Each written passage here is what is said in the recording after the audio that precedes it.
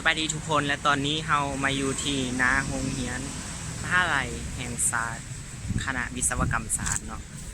มื้อนี้อาริวสิพาไปเที่ยวเบิงเพราะว่าอาริวกับ5ก็มาจะเป็นอะไรไปเบิ่งนำกันเลยเฮาจะย่างเข้ามาเนาะจะย่างเข้ามาทางประตูย่างเข้ามาเราจะเห็นเดินกีฬาอ๋อเดินกีฬาโอ้ยมีเดินกีฬานำอีกโอ้หญ้างามหญ้าเขียวอะไรเดินบ่ธรรมดาคือมันจะมีบางบอนเนาะหญ้ามันจะสีเหลืองๆแดงตัวนี้จะเป็นบอนจอดรถเนาะฝากรถเที่ยวเฮาจะย่างไปซื่อๆเลยเนาะย่างนำลังผู้เศร้าบ่าเศร้าเด้โอ้เขาเจ้ากามาถ่ายรูปเนาะอากาศตอนเช้ามันกะกำลังดีเนาะแต่ถ้าช่วยๆไปแล้วมันจะเป็นแบบโอ้ยหอน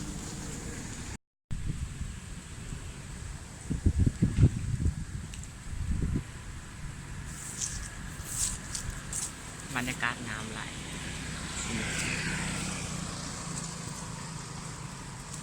ตอนนี้เราก็ได้มาย่างลิ้นอยู่แถวโรงเรียนเนาะก็รู้สึกว่าบรรยากาศมันก็งามหลาย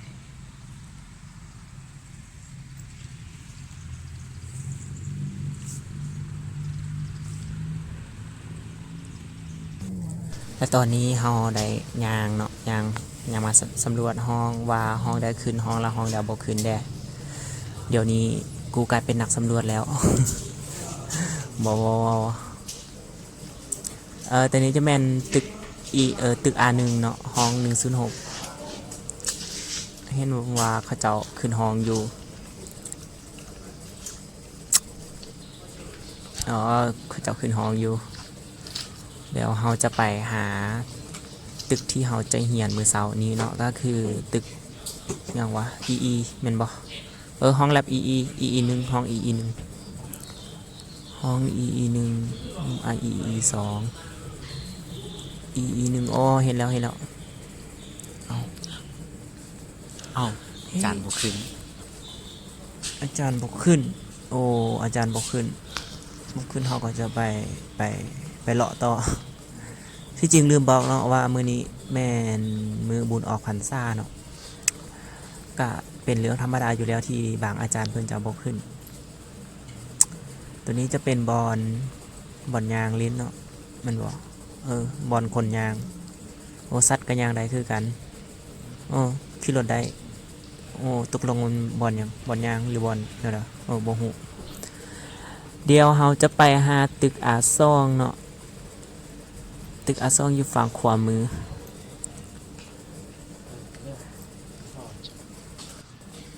แล้วตอนนี้เราก็มาอยู่ที่ตึกอาซองแล้วโอ้จะเห็นผู้สาวโอ้ยเขาแรงเบิ่งอีกเขิน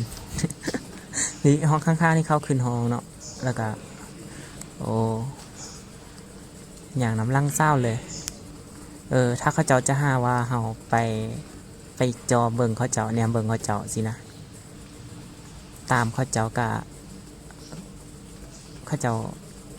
น่าสิเว้าได้อยู่เพราะว่ามือถือกองเด้ถ่ายน้ำลังเข้าอยู่ อ๋อบ่แม่นเนาะเฮ็ดคลิปน้ำเที่ยว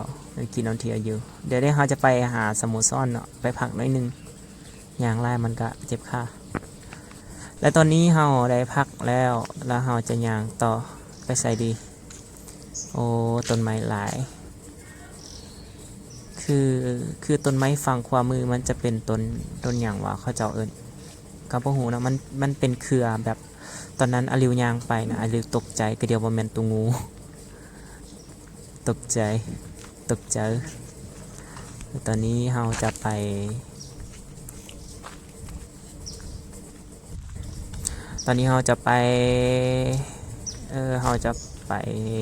ย่างเลาะแม่นบ่เดี๋ยวอาริวลืมบอกเลยว่าอาริวเรียนอยู่ภาควิศวกรรมไฟฟ้ากำลัง คือที่เลือกเรียนไฟฟ้ากำลังบ่แม่นหยังดอกคืออาริวเป็นคนมักสร้างกระแส เลยมาเรียนไฟฟ้าเนาะและตอนนี้เราจะย่างมาที่ตึกตัวนี้ตึกอาหยังเบิ่งตึกอาหยังหึ12บ่แม่นบ่วิศวกรรมโยธาโยธาคือจะบ่มีเข้ามาเนาะมีแต่อาริวมาก็คือ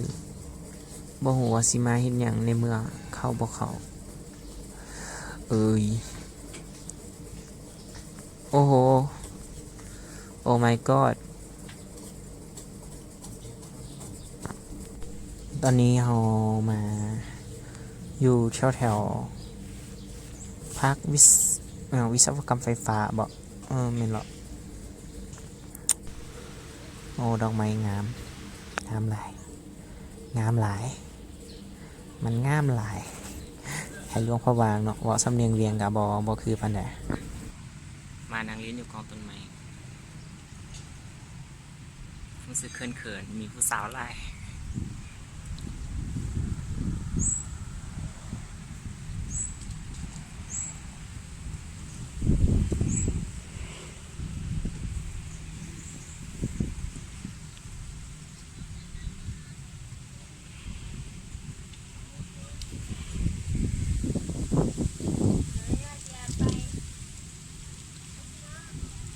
อากาศสดชื่นเนาะ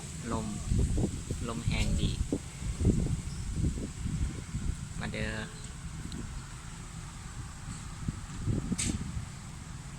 เอามีผู้สาวทางล่างอีกบ่ธรรมดา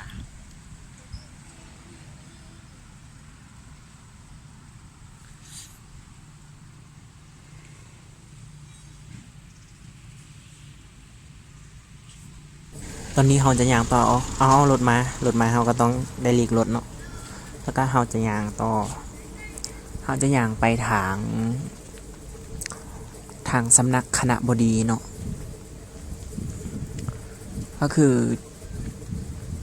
โรงเรียนนี้มันจะแบบเป็นสถานที่ที่แบบมันกว้างหลายขนาดแบบมือนี้พาไปเลาะบ่ไขว่เถื่อยังมีลา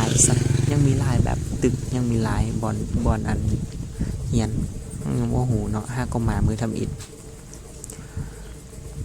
เดี๋ยวเราจะย่างไปทางนี้เนาะมันห่มแดดตัวเทิงนั้นจะเป็นบอนจอดรถเนี่ยมันบ่คือถ้าเทิงไปอีกมันจะมีตึกเฮียนเนาะมันบ่เดี๋ยวตัวนี้มีต้นไ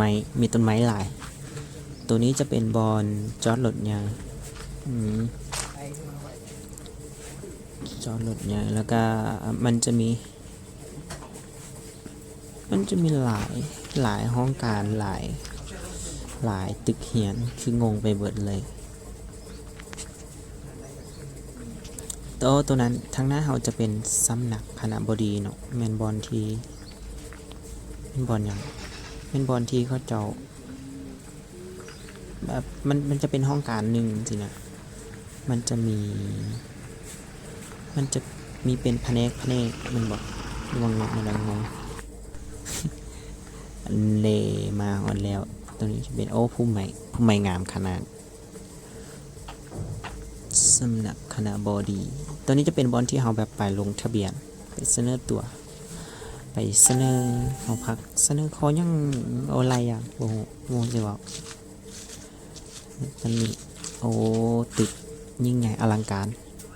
งามยิ่งใหญ่และตอนนี้อลิวก็ได้มายังเลาะเนาะแล้วก็ได้หูว่าแต่ละคณะแต่ละภาคมันอยู่สินะภาคเรียนและตอนนี้อลิวก็ขอจบวิดีโอนี้ไว้เพียงเท่านี้เนาะถ้าผู้ใดมาคลิปนี้ก็อย่าลืมกดไลค์กดแชร์แล้วก็คอมเมนต์มาบอกกันเด้อขอบใจแล้วก็อย่าลืมกดติดตามช่อง YouTube Dare Studio แล้วกับเพจ Lao Liu Dader สำหรับมื้อนี้ขอกล่าวคำว่าสวัสดี